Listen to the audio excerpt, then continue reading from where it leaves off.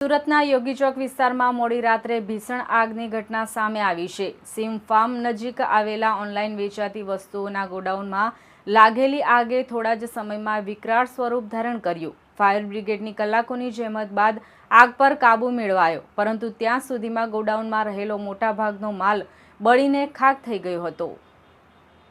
સુરતના યોગી ચોક વિસ્તારમાં શિવ ફાર્મ નજીક આવેલા ઓનલાઈન વેચાતી વસ્તુઓના ગોડાઉનમાં મોડી રાત્રે અચાનક આગ ભભૂકી ઉઠી હતી।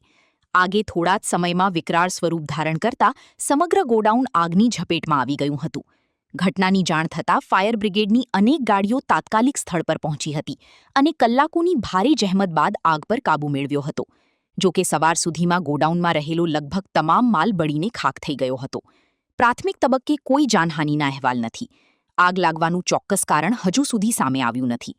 ફાયર વિભાગ અને સંબંધિત તંત્ર દ્વારા ઘટનાની તપાસ શરૂ કરવામાં આવી છે। ત્યારબાદ જ આગ લાગવાની સાચું કારણ સ્પષ્ટ થશે।